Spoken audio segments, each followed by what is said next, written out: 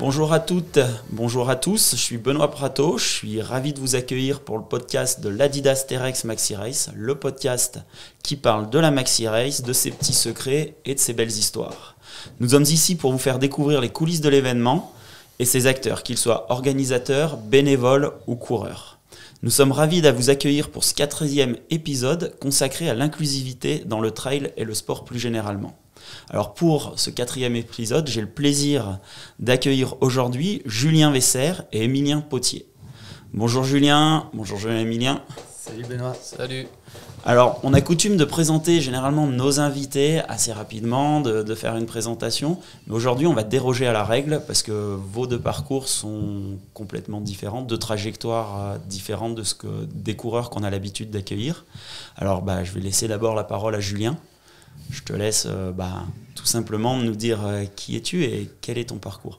Ouais, donc du coup moi je me présente, donc, Julien Vesser, j'ai 38 ans, j'ai eu un accident en fait, c'était un accident de travail où je me suis retourné avec un chariot élévateur à l'âge de 18 ans et la conséquence en fait je me suis retrouvé amputé de la jambe droite en dessous du genou. Donc ça c'est pour la conséquence, c'est pour vous expliquer un peu la pathologie. Donc du coup aujourd'hui je cours avec une lame et puis donc j'ai entamé, donc derrière j'ai fait plutôt un parcours dans la moto d'enduro, c'était mon truc. Et puis il y a 5-6 ans par un programme paralympique, je suis rentré dans un projet de triathlon de haut niveau. Le principal fait d'armes, j'ai été champion du monde en cross-tri en 2023. Et puis, avec un de mes partenaires principaux qui agit dans le trail, pour ne pas le nommer Salomon, on est parti sur un projet trail aussi en parallèle. Et donc là, les objectifs maintenant sont plus réorientés vers le trail et plutôt aller chercher de la longue distance. Voilà. C'est-à-dire cette année un projet, c'est ça? Ouais, cette année, en fait, le ramp-up, cette année, ça va être la CCC sur l'UTMB, le gros objectif, avec aussi sur la Maxi, je serai sur le 60K, ça va faire partie des courses du ramp-up notamment, et puis aussi le trail de la Muselle aux Deux Alpes. Et le 100K l'année prochaine sur la Maxi Race. Et voilà, et donc in fine, le 100K l'année prochaine sur la Maxi Race, et un projet La Grande de l'UTMB derrière. Toi, Emilien, compétition comme Julien ou complètement différent? Non, moi, parcours un peu différent, oui. Moi, j'ai été blessé, donc je suis militaire, j'ai 30 ans, je me suis engagé à l'armée en 2017 et je sers au 27e bataillon de chasseurs alpins. Et moi, pour ma part, j'ai été blessé en mission en 2021, quand j'étais au Mali. Du coup, la conséquence de ma blessure, c'est que j'ai été amputé de mes mains, j'ai été polycriblé, j'ai aussi des vis et des plaques dans ma hanche droite. J'ai eu beaucoup de blessures, donc j'ai mis du temps forcément à m'en remettre, une longue hospitalisation. Et ensuite, pour moi, la reprise du sport, c'était essentiel parce que ça a toujours été un moteur pour moi, avant même mon accident, de par mon métier. Et du coup, après, ça s'est fait avec la Maxi. Parce que les premiers sports que j'ai pu reprendre avec le moins de contraintes possible étaient la natation et la course à pied, donc le trail. Et donc voilà, la première course que j'ai fait, c'était la short race, la Maxi Race. Et quels sont les objectifs désormais en termes de distance, de course? Distance, l'année dernière j'ai couru un peu des longues distances, j'ai fait 50 km, mais j'ai pas pu faire je voulais faire la marathon expérience de la Maxi Race. J'ai participé à l'organisation en tant que bénévole, donc c'était super chouette de voir l'autre côté de la course. Mais cette année, oui, je veux remettre un dossard. Ouais. Avant de parler du rôle du sport par rapport à votre handicap, le thème de cet épisode, c'est l'inclusivité. Alors c'est un terme qui, dit comme ça, peut paraître un peu compliqué, un peu barbare. Il y a plusieurs définitions. J'ai juste envie de vous demander, pour vous, c'est quoi l'inclusivité? Vas-y, si tu veux. Oui, alors, bonne question, et je pense que ça dépend des points de vue. Je pense, vu par les Andis, l'inclusivité, c'est de pouvoir faire comme tout le monde. C'est-à-dire ne pas se mettre de barrières, ne pas se dire ça je peux pas le faire ou ça va être compliqué. Et moi je pars du principe que je fais et j'essaye de faire tout ce que je faisais avant. Après, je pense que, point de vue par exemple d'un organisateur d'événements, l'inclusivité, je pense que c'est aussi de donner l'accessibilité et la possibilité à tout le monde de pouvoir faire ou venir. Pour moi, c'est ça, c'est plus en termes d'accessibilité et de possibilités. Ouais. Ouais, pour moi, ouais, c'est vrai que c'est un mot à la mode et c'est un grand sujet, l'inclusivité. Pour moi, ce que je trouve d'important, c'est qu'en fait, on se place souvent là dans ce cadre-là, potentiellement du cadre des organisateurs et tout. Et bien sûr qu'il faut tenir compte de certaines spécificités potentiellement liées au handicap. Là, si on parle de handicap, mais je pense aussi que nous, les handis, en gros, on se doit aussi de nous être exemplaires. Et moi, par exemple, en fait, quand je parle d'inclusivité, c'est que en fait, à nous aussi de rentrer dans ce milieu-là parce qu'on est acteur de cette chose-là. Et pour moi, il y a deux choses. Il y en a une, c'est moi, par exemple, en gros, j'ai pas besoin, j'ai ma lame, j'ai mon matériel, mais moi, aujourd'hui, quand je viens sur une course, je cours comme tout le monde. J'ai pas besoin d'adaptation de règles et tout ça, ce qui peut, pour certains handicaps, ne pas être possible, hein. Je l'entends, je pense notamment, par exemple, à quelqu'un qui est malvoyant, qui a besoin d'un guide, ces choses-là. Mais ce que je veux dire, c'est que moi, je trouve ça important au maximum, quand nous, on peut, de faire ça. Parce que je pense notamment, il y a des sujets qu'on a déjà eu aussi évoqués, comme les barrières horaires, ces choses-là aménagées. Et en fait, moi, je suis pas pour, par exemple, avoir des barrières horaires supplémentaires. Parce qu'il faut se dire aussi, c'est qu'il y a des contraintes organisationnelles. On laisse pas des gens dans la montagne pour une personne. Donc c'est à nous, en tant qu'handi, d'être capable, par l'entraînement, par toutes ces choses-là, d'être capable de passer ces barrières horaires. Ou du coup, de s'inscrire sur des courses plutôt à notre portée et tout. Donc je pense qu'il y a cette première dimension en termes d'inclusivité qui est importante pour nous. Et la deuxième chose aussi, c'est l'image qu'on veut renvoyer. Et donc de montrer tout ce qui est positif et faire en sorte que du coup, plus on verra renvoyer une bonne image et plus on aura de chances d'être inclus dans tout ça. Emilien, tu disais c'est faire comme avant. Toi, Julien, tu dis c'est faire comme tout le monde. Est-ce que le sport, c'est pas le meilleur vecteur finalement pour arriver à concilier ces deux philosophies, si on peut dire ça comme ça, ces deux états d'esprit? Vous, est-ce que ça, finalement, le sport a permis de faire comme tout le monde ou de faire comme avant et de dépasser le handicap? Moi personnellement, clairement, ça a été un peu ma thérapie. On va dire, quand j'ai eu l'accident, comme je vous dis, moi à l'époque c'était plutôt la moto enduro, mais mon premier objectif c'était de remonter le plus vite possible sur une moto et de faire de la compétition. Et je l'ai fait au milieu des gens. Ce qu'il faut comprendre aussi, c'est que je vous ai évoqué mon parcours de paratriathlète. Et en fait, j'ai les deux choses. En moto, je courais au milieu des valides et il n'y avait pas de classement spécifique. En paratri, j'ai connu ça. Donc parce que là c'est catégorisé et tout ça et on est par catégorie de handicap et du coup un peu par équivalence, donc les classements ont plus de sens. Là quand je cours en trail, je cours au milieu de tout le monde et ça en fait moi justement ça m'est indifférent. J'ai connu les deux. C'est vrai que quand on veut se battre à haut niveau, c'est important d'avoir ces catégories handi et tout pour se battre à armes égales. Maintenant aujourd'hui quand je fais du trail, la philosophie elle est différente. Je me bats plutôt contre moi et là je vais essayer de chercher du longue distance. Mais c'est sûr qu'en termes de classement, aujourd'hui je rentre sur des petits trails plutôt dans le premier tiers du classement, sur des trucs plus technique, plutôt dans la moitié du classement. Aujourd'hui, c'est d'essayer de me dépasser moi-même, mais il y a plus cette dimension en fait classement et de faire un peu comme tout le monde. Et en fait, on se rapproche de tous ces coureurs amateurs qui courent. On est animés par les mêmes choses, le dépassement. Question peut-être un peu naïve ou je sais pas. Emilien, Julien dit se battre. Est-ce que tu te bats contre toi, tu te bats contre le handicap, tu te bats contre autre chose quand toi tu t'es remis à courir par exemple et à nager? Dans le sport de manière générale, même quand il n'y a pas la blessure, moi c'est mon ressenti, c'est qu'on se bat toujours contre soi-même parce que on est notre premier adversaire, c'est-à-dire qu'on veut toujours se dépasser, faire mieux. Pour ma part, je suis très exigeant avec moi-même et si dans ces sports-là, on sait ce qu'on doit faire, on sait si on a mal fait, c'est nous, ça vient de nous en fait, c'est nous qui nous sommes soit mal entraînés, il n'y a pas beaucoup de facteurs qui peuvent faire que ça ne vienne pas d'autre chose que nous. Donc c'est tout le temps, je pense, un combat quand on veut performer. Il y a le chrono, c'est sûr, on se bat contre le chrono, mais c'est nous, c'est notre physique, c'est notre mental. Souvent on le dit, nous dans le travail et encore plus dans le sport, et si tu as le mental, même si tu n'es pas en forme physiquement, tu vas y arriver. C'est parce que tu te bats contre toi-même. Si tu as envie d'abandonner, bien sûr, tu arrêtes n'importe quand. Mais donc oui, il y a toujours cette notion-là. La course à pied, c'est... alors tu disais c'était la thérapie, mais est-ce que c'est finalement le sport... est-ce que c'est pas si difficile que ça? C'est plein de contraintes quand même musculaires par rapport à vos handicaps, par rapport à ce qui t'est arrivé aussi, Emilien. Comment vous vivez la course à pied dans votre corps? Wow. Alors aujourd'hui, plutôt bien. Quand j'ai repris, c'était très très dur parce que j'ai eu des séquelles. Enfin, j'ai pas eu des séquelles. J'ai été blessé au niveau des poumons aussi. J'ai dû réapprendre à marcher avant de pouvoir courir. Et effectivement, j'ai toujours été sportif depuis que j'étais tout petit. Et donc en fait, quand on fait toujours du sport, on se rend pas compte à quel point c'est dur. Parce qu'on en a toujours fait. Donc on a des facilités, des aisances. Et là, être parti de plus bas que zéro, c'était très très dur.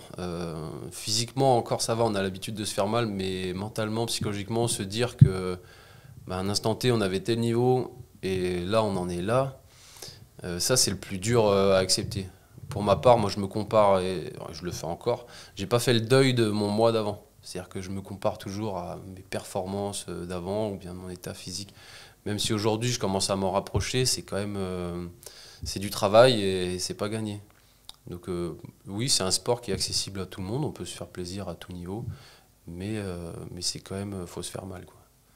Finalement, se projeter sur un 60K, un 100K, comme sur l'Adidas TRX Maxi Race, Julien, c'est quand on traverse toutes ces étapes auparavant, c'est simple mentalement?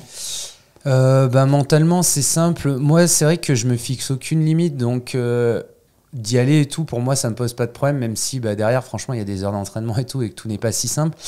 Et si je peux faire un parallèle et une image un peu, ce que j'explique toujours, c'est que, en fait, le handicap, ça t'empêche pas pour moi de faire plein de choses, de belles choses, mais l'image que je prends, c'est que tous dans la vie, de manière générale, de toute façon, quand on décide de faire un projet, tant et plus s'il est ambitieux, on sait qu'on va avoir des barrières à franchir, et là où quelqu'un, il se décide d'aller courir les mêmes choses que nous, en étant valide, il va quand même lui aussi avoir des points de passage et des barrières à franchir. Et ce que je dis toujours, là où peut-être cette personne-là, lambda, va en avoir 10, nous, c'est 13, 14. Mais je prends aussi toujours cette image qu'une fois que tu as appris à sauter les barrières, une de plus, une de moins, ça prend un peu plus de temps. Si je prends moi, ma spécificité, du coup, il y a une dimension matérielle, clairement, la lame et tout ça avec le coup. Il y a une dimension aussi physique, comme tu dis. En fait, quand tu cours, entre parenthèses, sur une jambe et demie, forcément, tu génères plus de blessures. On sait que c'est un sport qui est quand même traumatisant, donc forcément, la jambe qui est valide, elle prend, entre parenthèses, cher, puisqu'elle est là pour compenser. Donc, genoux, hanches et tout ça, c'est des douleurs, mais tu compenses, tu vas faire plus de kiné, tu es plus suivi. Tu es toujours dans l'adaptation, en fait. Emilien parlait de ce cap à passer par rapport à comment tu étais avant l'accident. Ouais. Toi, est-ce que tu l'as passé, ce cap, et comment ça s'est fait, et est-ce que tu te sens libéré ça c'est super intéressant ce qu'il dit, et c'est vrai que là vous avez la chance d'avoir deux personnes au final en fait qui en sont à un moment différent de leur parcours, et je comprends ce qu'évoque Emilien, parce que moi ce qu'il faut savoir, c'est que maintenant ça fait 18 ans que je suis amputé, donc en fait moi je compare toujours ça au deuil, c'est souvent les mêmes processus, et donc du coup moi ça fait le temps a fait son œuvre, on va dire, et mon parcours, et ce qui fait qu'aujourd'hui moi j'ai passé cette phase là de deuil. Par contre, pour vous donner une image, par exemple, et ça j'aime bien le reprendre en fait, pour moi par exemple, j'ai attribué le fait d'accepter mon handicap ça a mis à peu près 5 ans moi dans le processus, et ça c'est vraiment très différent parce que ça dépend comment on aborde les choses et ce qui se passe, mais je l'ai attribué à un signe assez distinctif, c'est que en fait j'ai remis des shorts à partir au bout de 5 ans. Parce qu'avant, j'allais pas à la piscine, j'essayais plutôt de le cacher.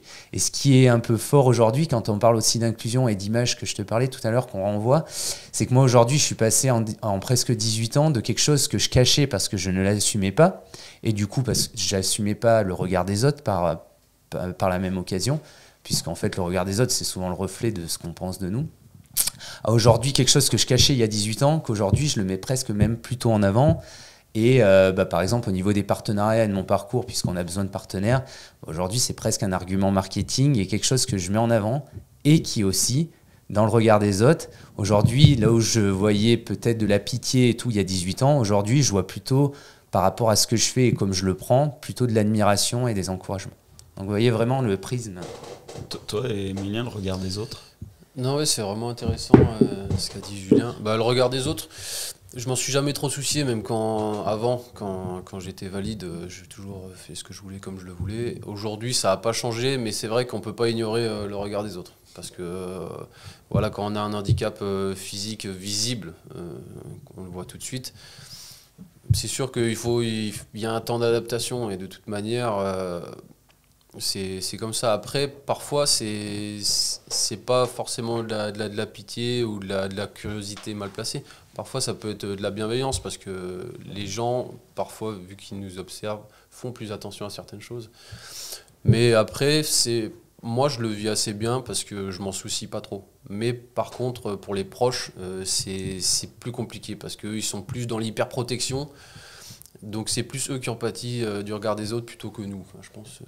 C'est-à-dire que Julien, je te vois rire sur les mots d'Emilien qui parlent des proches. Peut-être Oui, bah, il a raison parce que ça, en fait, c'est toutes des choses aussi. Ben, en fait, quand on subit un traumatisme, comme chacun on a, parce que bon, c'est pas des handicaps de naissance, c'est vrai que bah, ça fait un choc dans la famille. Forcément, en fait, moi, mes parents à 18 ans, quand aujourd'hui je suis papa, donc en plus je comprends d'autant plus ce que c'est. Bah, ta progéniture, t'as envie que tout se passe bien pour eux. Quand il arrive un accident comme ça, ouais, bah voilà, hein, toutes les questions. Enfin, tu vois ton gamin déjà dans une certaine détresse. Et puis voilà, donc moi je sais que ça a eu un impact sur la famille, frères, sœurs, bon, tous les proches, hein, de toute façon, les copains et tout ça. Donc, et des fois, maintenant avec le recul, je pense que par exemple, moi, je pense qu'aujourd'hui, même à l'heure actuelle et tout ça, je pense que j'ai mieux vécu la chose et j'ai mieux réussi à le transformer, peut-être qu'il y a encore des proches dans la famille, quoi. Et quand il parlait aussi du regard des autres et tout ça, je pense qu'il faut se dire un truc, parce que des fois, les gens, en fait, ils se sentent un peu coupables des fois de regarder et tout ça. Mais je pense que moi, c'est des choses que j'ai compris aussi avec le temps, même si au début, tu le reçois peut-être pas comme ça, mais c'est que, en fait, la différence, de manière générale, ça attire le regard. Moi, aujourd'hui, même si moi, je suis en situation de handicap, je vois quelqu'un de différent pour X ou Y raison. La personne a les cheveux rouges, c'est pas un handicap, mais bah, ton regard, il va se porter dessus parce que bah, c'est différent. Et donc, une fois que tu as compris tout ça et tout, aussi, tu apprends à relativiser. Et puis, moi, je pense vraiment que le regard des autres, il rayonne vraiment sur nous comme nous, on veut le faire rayonner, quoi. On est vraiment très acteurs de l'image qu'on renvoie et de l'image qu'on va donner. Comment ça se passe, que ça soit peut-être sur la short race? Est-ce que tu as eu des échanges, Emilien, des partages avec d'autres coureurs Comment tu as vécu ça et comment, sans te mettre à leur place, eux ont peut-être vécu ça aussi, ces moments? Ça dépend. Sur la short race, je me souviens pas forcément de... Mais je sais que oui, sur des courses, ça m'arrive parfois, parce que moi j'aime bien, le chrono c'est pour moi, mais j'aime bien parler aussi un peu avec d'autres coureurs, et c'est ça qui est bien dans le trail, cet esprit-là que j'aime beaucoup. Et oui, parfois il y a des gens qui me disent un peu, non mais comment tu fais, ou bien ils me posent des questions. Après oui, souvent vu que je boite, et il y en a parfois qui me demandent ça va et tout, je dis non mais t'inquiète, ça c'est normal. C'est d'origine. Et voilà, c'est ça. Et du coup par exemple moi je fais souvent attention en descente, je cours plus comme un fou comme avant, et souvent je dis aux gars, je me dis t'inquiète pas, on se reverra dans la montée, quoi. Et c'est vrai, souvent je fais des courses avec des gars où on se croise tout le temps, toute la course. Et c'est vrai qu'ils se posent la question, ils disent attends, comment c'est possible que tu montes aussi vite et que tu n'ailles pas vite en descente? Donc je leur explique. Et c'est des contraintes que j'ai maintenant. Mais c'est toujours bon enfant et c'est super sympa. J'aime bien échanger. Après, par exemple, là où c'est différent, c'est par exemple quand je vais sur les ravitaillements. Sur les ravitaillements, avec mes mains, tout ça, les flasques, c'est pas facile. Et souvent, c'est les bénévoles en fait qui me remplissent mes bouteilles, tout ça. Et souvent, c'est spontané. J'ai même pas besoin de le demander en fait. Les gens me proposent spontanément de m'aider. Et ça, c'est cool. C'est un super état d'esprit. Et ça, pour moi, c'est le trail. Comme tu l'expliquais, finalement, les gens voient pas tout de suite ton handicap. Par contre, toi, Julien, il voit la lame.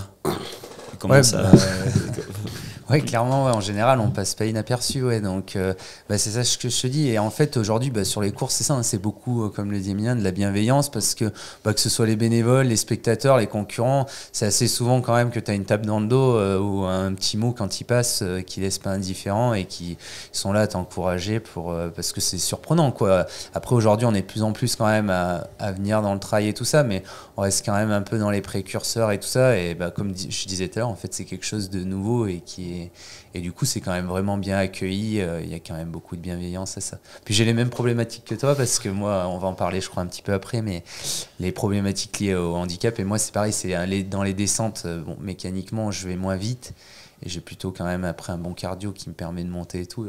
On fait beaucoup ça, se croiser avec les gens. Et du coup, ça permet d'expliquer un peu et de faire de la pédagogie au passage. Eux vous encouragent, vous les encouragez aussi? Oui. Oui, bah après, en fait, le trail, c'est ça. Hein, c'est en fait, c'est vrai que des fois, bah, moi, je me suis même arrêté. Je pense que c'était sur la maxi d'ailleurs, tirer les crampes d'un gars qui était crampé devant moi parce que bah, il en pouvait plus lui aussi. Et voilà, je me suis arrêté de lui tirer les crampes et tout parce que je n'étais pas à 2 minutes près et que si je pouvais l'aider, je l'aidais quoi. Finalement, le trail est une nouvelle fois, je vais parler de vecteur, mais permet de dépasser ce handicap, peut-être par rapport à ton expérience en motocross, ou c'est peut-être différent?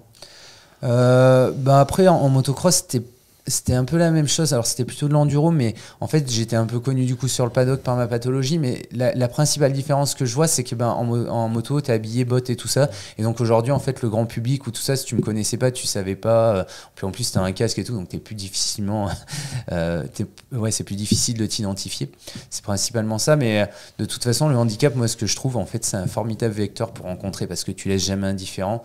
Et du coup, moi, aujourd'hui, je pense qu'il y a plein de choses, plein de rencontres et tout qui se font parce que je suis amputé et que les gens mécaniquement ils ont des questions, ils ont envie de te parler, de t'encourager quelque chose et donc du coup ça crée forcément la discussion, l'échange et tu fais beaucoup plus de rencontres et souvent de belles rencontres que si j'étais un coureur lambda que en fait je serais indifférent, on s'intéresserait pas forcément plus que ça.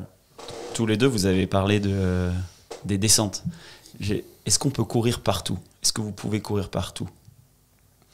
Moi, c'est vrai que sur les membres inférieurs, j'ai quand même moins de contraintes que Julien. J'ai une boiterie. Après, oui, c'est vrai que le trail, Julien l'a bien dit, c'est traumatisant quand même. Donc, moi, j'essaie de me préserver au maximum. C'est-à-dire que, oui, je peux courir partout. Je pense que je pourrais courir vite en descente, mais après, on paye. Donc, moi, je préfère me faire plaisir dans les montées, voilà, faire sauter le cardio, ça fait du bien. Et mon plaisir, il est là. Après, dans les descentes, là, je fais un peu plus attention et ça se passe bien.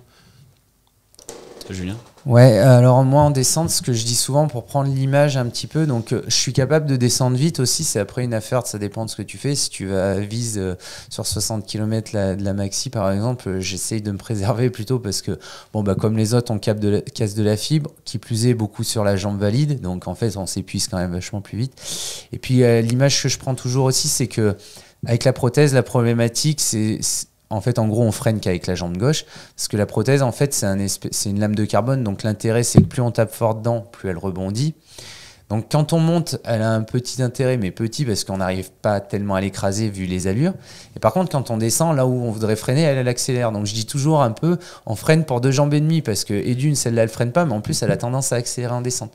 Donc, il faut contrôler tout ça. Et puis, il y a énormément d'instabilité, parce que quand on court avec une lame, la surface de contact avec le sol, elle est assez faible.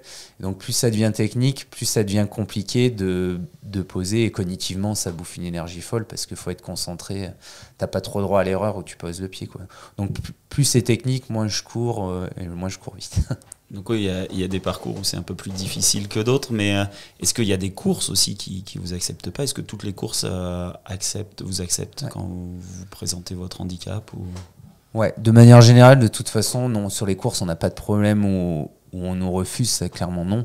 Par contre, j'ai déjà entendu des personnes, par exemple, parce que, en fait, par mes connaissances aussi, des organisateurs avec qui j'ai pu échanger en disant « Ouais, mais celui-là, il est vraiment dur et tout, je pense que c'est pas adapté à vous et tout. » Alors, oui, forcément, plus c'est technique, mais j'ai envie de dire presque comme pour les valides, plus c'est technique, plus c'est dur et plus c'est engageant. Et puis, en fait, moi, je suis de Clermont-Ferrand, par exemple. C'est vrai que des terrains techniques, on n'a pas des terrains si techniques qu'on peut rencontrer, par exemple, en vallée de Chamonix ou des trucs comme ça. Moi, je sais que l'année dernière, la course la plus dure techniquement que j'ai faite, c'est le marathon du Mont-Blanc. C'est vrai que ces conditions, je les retrouve pas trop à l'entraînement et tout non plus. Donc, c'est vrai que c'est plus compliqué. Mais en fait, comme tout le monde, c'est plus compliqué. Mais tu baisses tes allures et ça le fait. Hein. On va faire un petit rapport par rapport à la Maxi Race. C'est vrai que tu parles de terrain technique. Vous avez tous les deux connu cette crête du Verrier, la dernière, avant de retomber sur la ligne d'arrivée à Annecy. Là, il y a du terrain, il y a tous les terrains. Comment ça se passe pour vous sur ces zones-là, par exemple? Parce que c'est vrai que les gens identifient vraiment cette crête avec ses petites montées, ses petites descentes, des cailloux, certains qui sont un peu plus lisses. Pour ma part, moi j'aime bien les changements de terrain un peu. Comme ça, c'est C'est joueur, voilà. C'est joueur, ça donne envie, ça a un côté ludique, j'aime bien. Je suis pas forcément pénalisé par ce genre de choses. Au début, oui, parce que quand j'ai recommencé à courir, je sentais pas en fait ma jambe droite. Donc j'avais pas le pied sûr, comme on dit. Mais avec le temps, j'ai repris des sensations. Maintenant, ça va bien. Et du coup, oui, j'aime bien quand c'est technique maintenant. J'apprécie à nouveau. C'est par rapport à ce que tu expliquais tout à l'heure, c'est dans le processus aussi, ou peut-être Julien pourra... Dans le processus tu parlais de processus de deuil. C'est aussi une façon, tu sens que les étapes se franchissent petit à petit. Signes, ouais, reprendre possession de son corps, et se le réapproprier.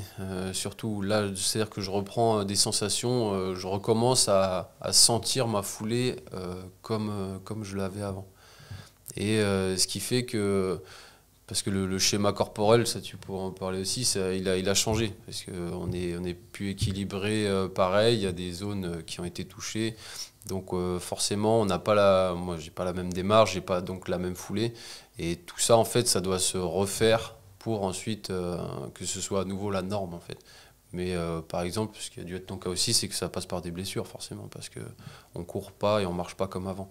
Donc forcément le corps n'est plus équilibré comme avant. Et ça, le temps que ça se remette aussi, ça prend du temps. Et après, oui, on apprend à apprivoiser son nouveau corps et à reprendre du plaisir avec. Ouais.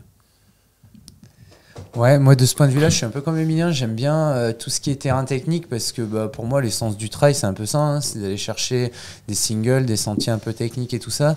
Maintenant, après, clairement, c'est sûr que en termes de performance pure, pour moi, vaut mieux que je cours sur un trail roulant, comme je te disais tout à l'heure, un peu en termes de classement. Si le trail il est plutôt roulant et tout ça, là, en fait, mes qualités physiques, je suis moins pénalisé par le côté technique. Je vais plutôt rentrer, je vais pas dire assez facilement, mais dans le premier tiers du classement, même au milieu des valides, par rapport aussi à la charge d'entraînement que je m'inflige.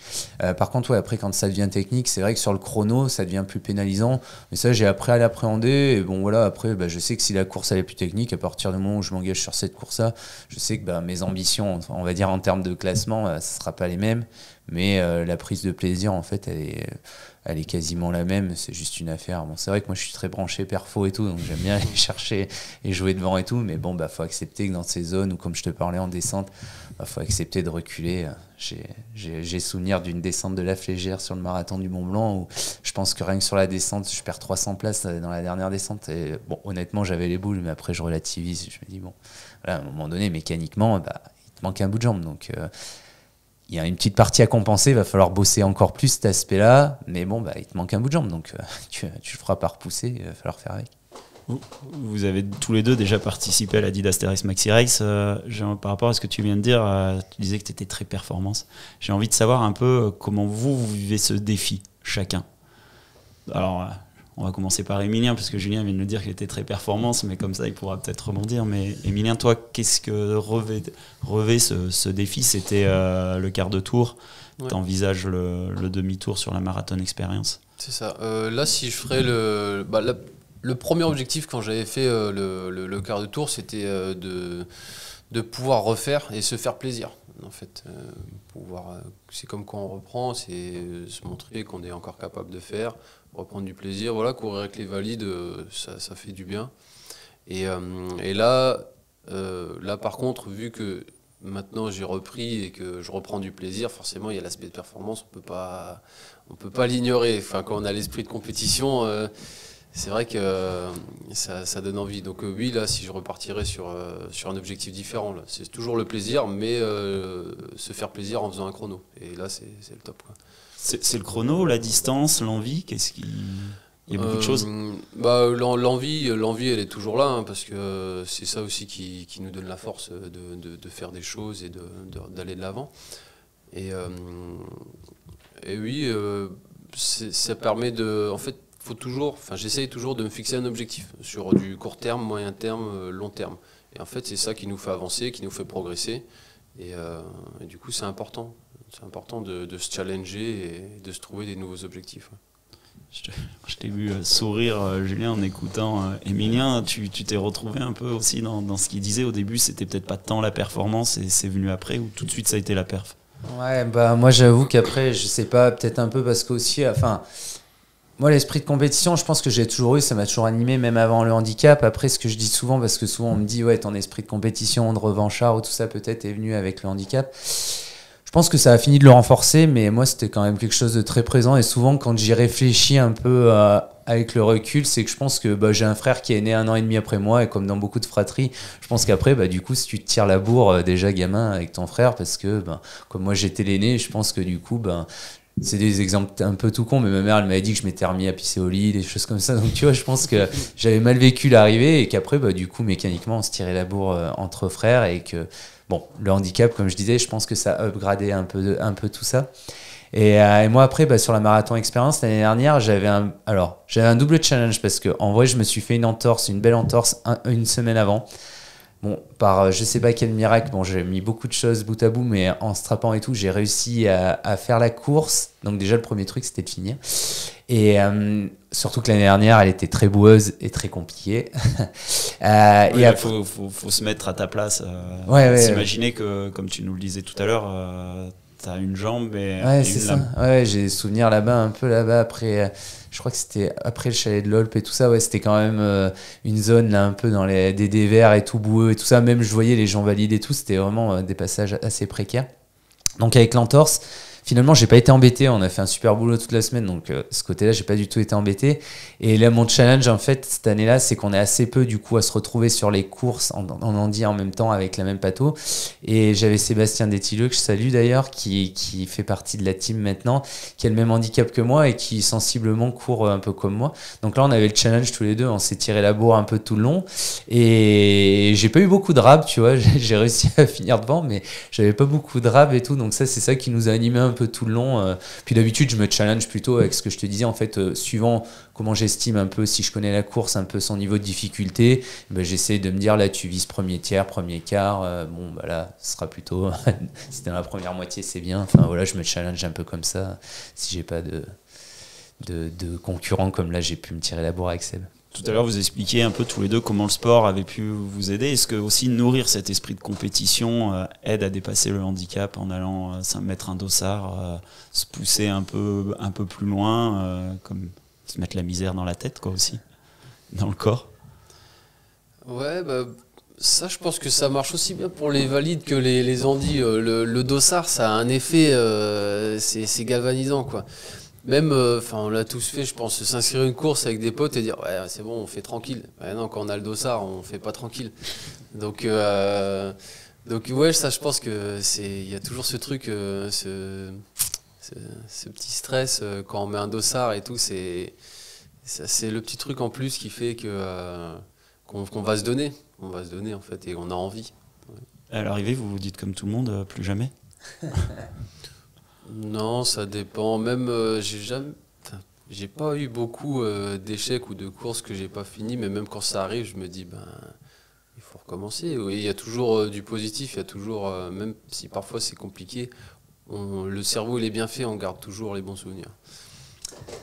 Ouais, alors moi la compétition, je pense que clairement ça permet de progresser. Il faut un peu être animé dans la vie par quelque chose et des objectifs. Donc c'est pareil aussi, ça permet de te donner la trame le reste de l'année aussi parce que bon, moi je sais que en fait en pleine période c'était entre 15 et 17 heures par semaine d'entraînement. On n'y va pas toujours comme tout le monde, on n'y va pas toujours en sautillant, voire et des fois c'est sur des longues périodes. Donc après il faut justement être animé par ça, en se disant en fait, ton objectif, si tu n'y vas pas, ça ne va pas le faire. Donc, du coup, ça t'aide un peu à garder la motivation aussi toute l'année. Donc, ouais, de ce côté-là, je pense que c'est important. Et après, je pense vraiment que c'est la compétition, en fait, pour nous, c'est comme je disais, c'est un peu comme les valides, quoi. À partir du moment où on fait ça, on fait à fond. Je pense que c'est un vecteur pour progresser. Et puis, moi, je dis ça aussi souvent, c'est un peu la récompense parce que moi, je trouve que les entraînements, par exemple, c'est toujours vachement plus dur que la compétition parce que, comme je disais, la compétition, aujourd'hui, tu vas avoir beaucoup d'encouragement, tu as du monde qui est à la porte-portée. Souvent, on est mis de plus en plus en valeur, comme vous pouvez le faire sur les courses. Donc, on retire un peu tout ça. Moi, quand je faisais du para, j'ai eu la chance de faire plusieurs podiums mondiaux. Et c'est un court instant de bonheur, mais il est tellement intense, comme mon titre de champion du monde en 2023, que derrière, toutes les heures de souffrance à l'entraînement et de douleur, bah, du coup, tu les oublies et ça donne du sens à ce que tu fais. Et donc du coup, moi je suis un peu comme Emilien, je dis jamais trop plus jamais parce que bah, justement en plus j'ai vécu cette année, j'ai beaucoup fait de format 40-50K. J'en ai fini certaines vraiment sur les rotules, mais je me suis dit justement, bah, en fait, vu que mon projet il est d'allonger tout ça, bah, c'est des points d'expérience et c'est des zones qu'il faut vivre parce que bah, plus je vais aller vers du long, plus je vais rester longtemps dans ces zones-là. Et c'est aussi, mais qui anime beaucoup aussi de Valide, c'est d'aller chercher les limites, de voir, d'explorer en fait notre corps et notre mental, jusque voir où ce que ça nous amène. C'est ça le challenge.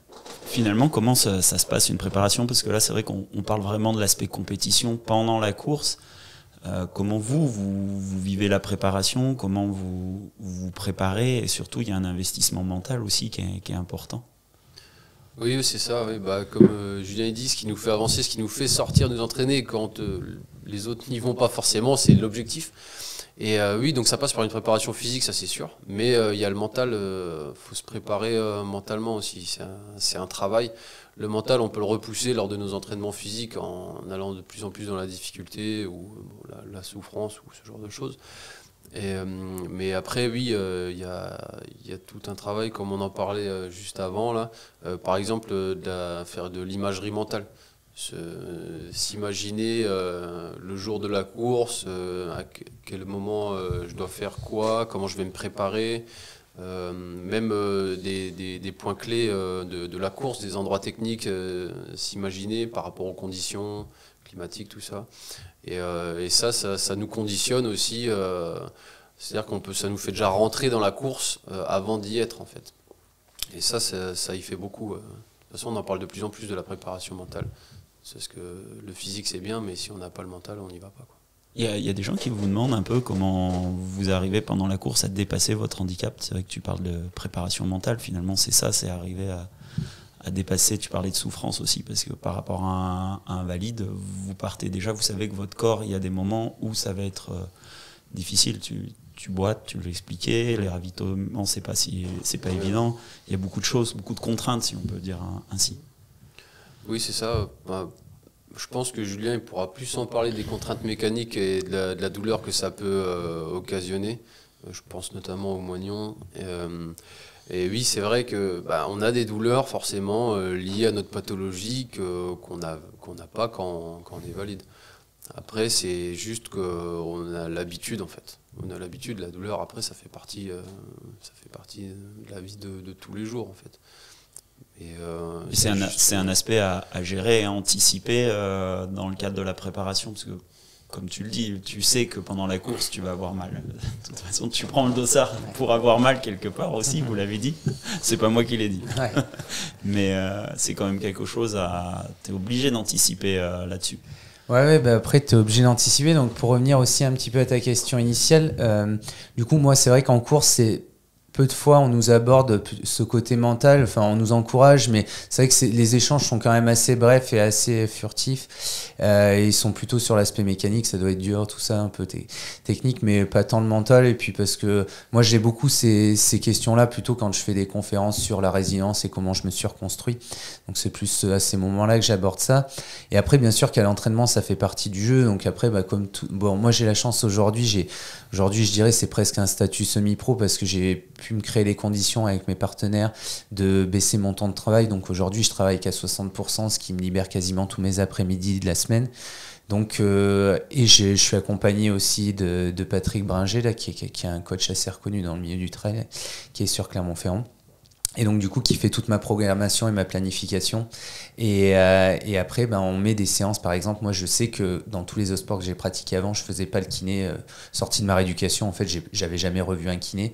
Et là depuis que j'ai attaqué ce projet sportif là, notamment en paratri il y a 4-5 ans, je fais 2 séances de kiné par semaine, mais qui sont plus kiné renfo, quoi, muscu, et on traite la bobologie, notamment pour tout ce qui est Alors certes, il y a un gain de performance marginal côté musculaire, mais d'ordre 1, l'idée numéro 1, c'est faire de la prévention blessure, Et je touche du bois parce que jusqu'à présent, ça marche plutôt bien. J'ai pas eu de grosses blessures. Parce qu'un sportif performant, c'est un sportif qui est pas blessé dans ces sports-là. Surtout si on veut aller vers le long, il faut réussir à empiler les saisons et pas avoir de coupure. Et donc, du coup, pas se blesser, quoi, mécaniquement. Ce que disait Emilien à ton sujet, c'est que tu as l'aspect mécanique. Est-ce que tu peux nous parler de la lame, finalement, comment tu gères ta prothèse, comment ça se gère? Ouais, bah là, du coup, il y a une dimension vraiment matérielle pour nous. Donc la lame, comme je vous ai un peu évoqué tout à l'heure avec l'aspect des descentes, en fait, ce qu'il faut savoir, c'est qu'aujourd'hui, je cours principalement là avec une lame. Là, on est en train de bosser aussi avec Hopper, la start-up qui a développé ces lames sur différents systèmes, parce que vraisemblable, ça c'est quelque chose, la lame, ça va très bien sur route quand c'est roulant. Comme j'expliquais, plus on est capable de rentrer dedans, donc plus on va vite, plus elle va restituer d'énergie. Là, en trail, notamment, plus ça devient technique, ou même là, comme là, plus long, les allures vont être basses. Donc l'intérêt intrinsèque de la lame, il se discute un peu, et donc du coup, il y a des solutions intermédiaires. Et ça aussi, ça fait clairement, dans mon cas, partie de la préparation. Quand je vous parlais des barrières, un gars qui aujourd'hui veut courir, il va acheter sa paire à Decathlon à 100 balles et il va courir. Moi aujourd'hui, c'est une lame, déjà c'est pas le même prix.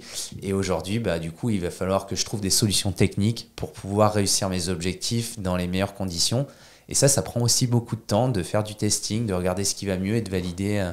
Et donc là, l'objet, je me suis fixé jusqu'à avril et le training camp.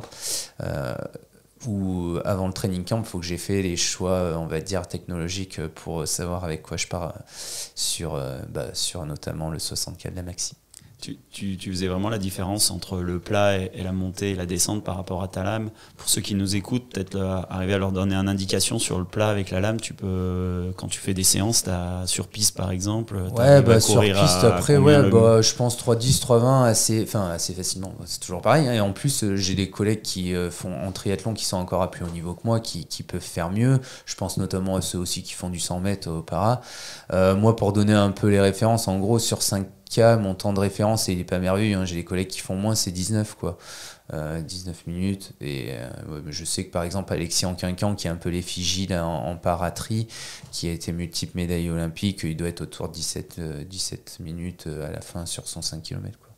C'est quoi un peu à vous deux vos objectifs? Alors c'est vrai que tu nous as dit que tu serais au départ de la Shox Race cette année, pour le 100K l'an prochain. Julien, toi, ça va être quoi? C'est d'aller chercher le plus long, qu'est-ce que sur les années à venir, hein, oui, là, la marathon expérience, déjà demi-tour du lac, ça pourrait être sympa. Forcément, oui, l'objectif, ce serait de faire le complet, quoi, la maxi en entière. Ouais.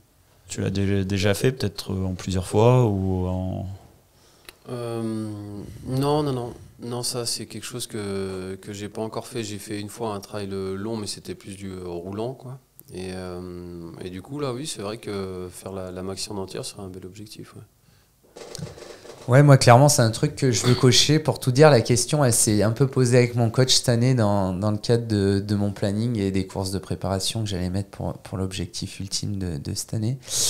Et du coup, j'avais un peu... je lui avais soumis potentiellement de le faire en 2 jours, puisque vous donnez cette option-là. Et puis après, on a réfléchi, ça nous a pas semblé cohérent sportivement pour nous, donc c'est pour ça que je suis parti sur le 60. Mais ouais, le 100K, moi, il me botte ici parce que, déjà, c'est un 100K, donc c'est une belle épreuve et tout. Puis c'est aussi le cadre, il est tellement chouette et tout. Je me dis, ça doit être quand même cool. Je peux le faire aussi en rando sur 4-5 jours, mais je pense que ça pourrait allier les deux, le côté paysage et puis le côté faire la perfo, de faire le 100K, quoi. Alors on prend déjà rendez-vous pour le 60K cette année, pour l'an prochain pour le 100K, et dans combien d'années pour le 100K, Emilien? Là, franchement, je ne sais pas. Faut s'entraîner. C'est sûr que là, c'est pas. On peut partir sur des petites distances comme ça, un peu sans entraînement, si on peut dire. Mais là, oui, il va falloir du travail. Donc, ouais, ce sera peut-être pas pour tout de suite. Oui. Merci. C'est la fin de ce 4e épisode. Merci à Emilien, merci à Julien, merci aussi à Ravision Studio de nous accueillir dans ses locaux.